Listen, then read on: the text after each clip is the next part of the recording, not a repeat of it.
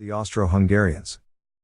The area occupied in East by the Central Powers on November 11, 1918 was 1,042,600 kilometers, 402,600 square miles. Naval. Germany deployed U-boats, submarines, after the war began. Alternating between restricted and unrestricted submarine warfare in the Atlantic, the Kaiserliche Marine employed them to deprive the British Isles of vital supplies. The deaths of British merchant sailors and the seeming invulnerability of U-boats led to the development of depth charges, 1916, hydrophones, passive sonar, 1917, blimps, hunter-killer submarines, HMSR-1, 1917, forward-throwing anti-submarine weapons, and dipping hydrophones, the latter two both abandoned in 1918. To extend their operations, the Germans proposed supply submarines, 1916. Most of these would be forgotten in the interwar period until World War II revived the need. Aviation. Fixed-wing aircraft were first used militarily by the Italians in Libya on October 23, 1911 during the Italo-Turkish War for reconnaissance, soon followed by the dropping of grenades and aerial photography the next year. By 1914, their military utility was obvious. They were initially used for reconnaissance and ground attack. To shoot down enemy planes, anti-aircraft guns and fighter aircraft were developed. Strategic bombers were created, principally by the Germans and British, though the former used Zeppelins as well. Towards the end of the conflict, aircraft carriers were used for the first time, with HMS Furious launching Sopwith Camels in a raid to destroy the Zeppelin hangars at Tondern in 1918. Manned observation balloons, floating high above the trenches, were used as stationary reconnaissance platforms, reporting enemy movements and directing artillery. Balloons commonly had a crew of two, equipped with parachutes, so that if there was an enemy air attack the crew could parachute to safety. At the time, parachutes were too heavy to be used by pilots of aircraft, with their marginal power output, and smaller versions were not developed until the end of the war. They were also opposed by the British leadership, who feared they might promote cowardice. Recognized for their value as observation platforms, balloons were important targets for enemy aircraft. To defend them against air attack, they were heavily protected by anti-aircraft guns and patrolled by friendly aircraft. To attack them, unusual weapons such as air-to-air rockets were tried. Thus, the reconnaissance value of blimps and balloons contributed to the development of air-to-air combat between all types of aircraft, and to the trench stalemate, because it was impossible to move large numbers of troops undetected.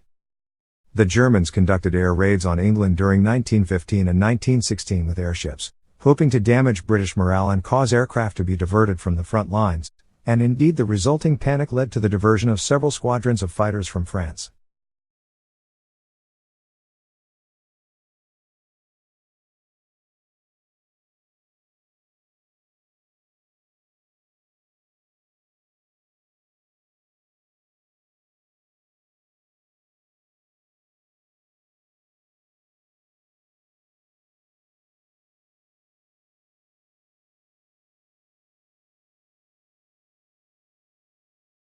War crimes. Berlong incidents. On August 19, 1915, the German submarine U-27 was sunk by the British Q-ship HMS Berlong. All German survivors were summarily executed by Berlong's crew on the orders of Lieutenant Godfrey Herbert, the captain of the ship.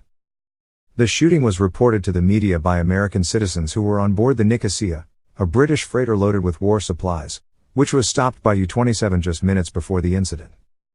On 24 September, Berlong destroyed U-41, which was in the process of sinking the cargo ship Urbino. According to Carl Goetz, the submarine's commander, Berlong continued to fly the U.S. flag after firing on U-41 and then rammed the lifeboat, carrying the German survivors, sinking it. Torpedoing of HMHS Llandovery Castle. The Canadian hospital ship HMHS Llandovery Castle was torpedoed by the German submarine SMU-86 on June 27, 1918 in violation of international law. Only 24 of the 258 medical personnel, patients, and crew survived. Survivors reported that the U-boat surfaced and ran down the lifeboats, machine-gunning survivors in the water.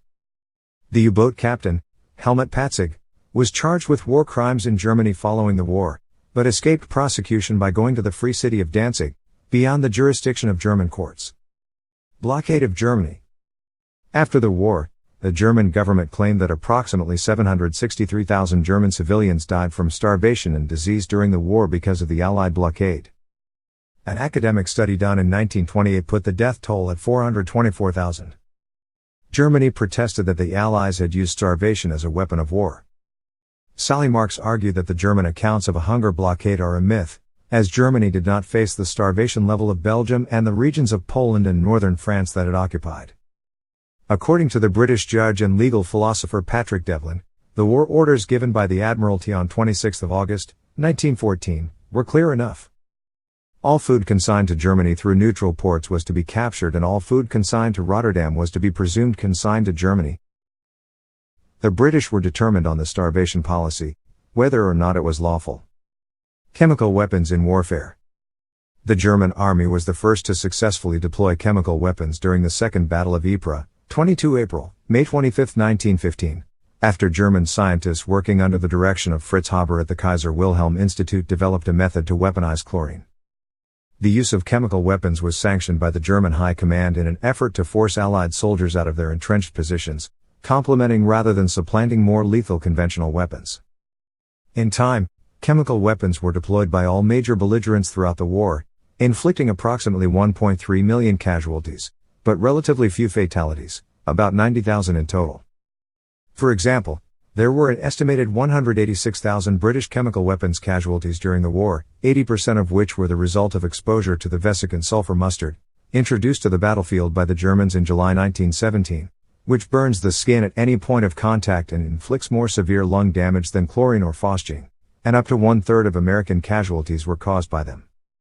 The Russian army reportedly suffered roughly 500,000 chemical weapon casualties in World War I. The use of chemical weapons in warfare was in direct violation of the 1899 Hague Declaration concerning asphyxiating gases and the 1907 Hague Convention on Land Warfare, which prohibited their use. The effect of poison gas was not limited to combatants. Civilians were at risk from the gases as winds blew the poison gases through their towns, and they rarely received warnings or alerts of potential danger. In addition to absent warning systems, civilians often did not have access to effective gas masks. An estimated 100,000 to 260,000 civilian casualties were caused by chemical weapons during the conflict and tens of thousands more, along with military personnel, died from scarring of the lungs, skin damage, and cerebral damage in the years after the conflict ended.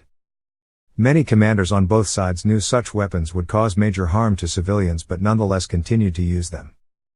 British Field Marshal Sir Douglas Haig wrote in his diary, "My officers and I were aware that such weapons would cause harm to women and children living in nearby towns, as strong winds were common in the battlefront. However, because the weapon was to be directed against the enemy, none of us were overly concerned at all." The war damaged chemistry's prestige in European societies, in particular the German variety. Genocide and ethnic cleansing. Ottoman Empire. The ethnic cleansing of the Ottoman Empire's Armenian population, including mass deportations and executions, during the final years of the Ottoman Empire is considered genocide. The Ottomans carried out organized and systematic massacres of the Armenian population at the beginning of the war and portrayed deliberately provoked acts of Armenian resistance as rebellions to justify further extermination. In early 1915, a number of Armenians volunteered to join the Russian forces and the Ottoman government used this as a pretext to issue the Texer Law on deportation, which authorized the deportation of Armenians from the empire's eastern provinces to Syria between 1915 and 1918. The Armenians were intentionally marched to death and a number were attacked by Ottoman brigands. While an exact number of deaths is unknown, the International Association of Genocide Scholars estimates 1.5 million. The government of Turkey has consistently denied the genocide, arguing that those who died were victims of interethnic fighting, famine, or disease during World War I. These claims are rejected by most historians.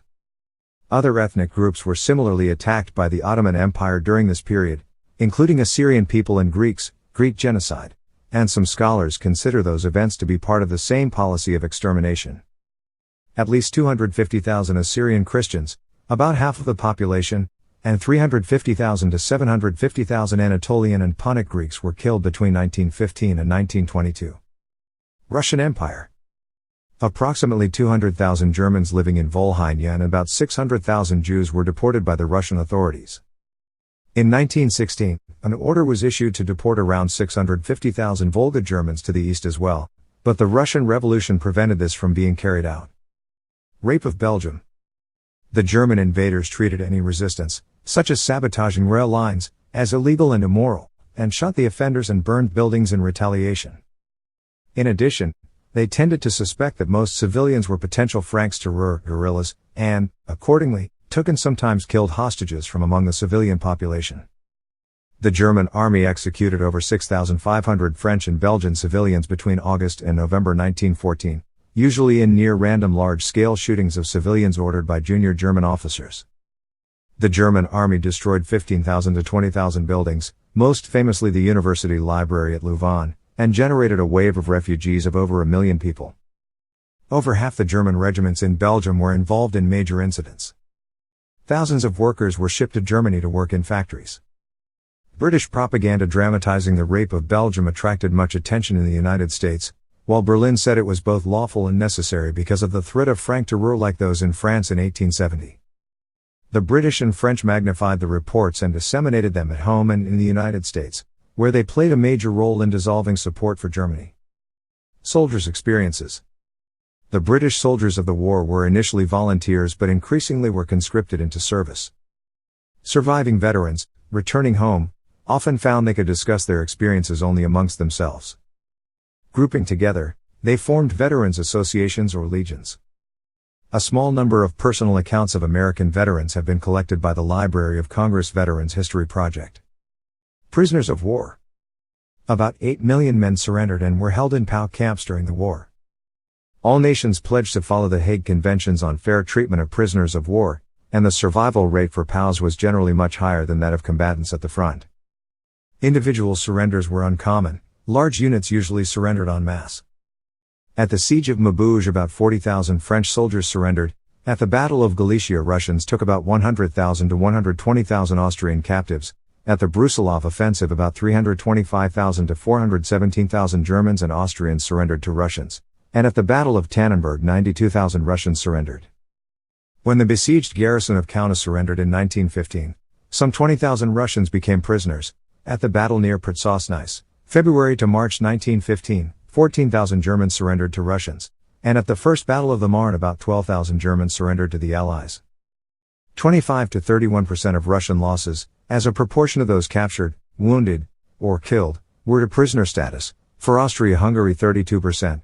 For Italy 26%, for France 12%, for Germany 9%, for Britain 7%. Prisoners from the Allied armies totaled about 1.4 million, not including Russia, which lost 2.5 to 3.5 million men as prisoners.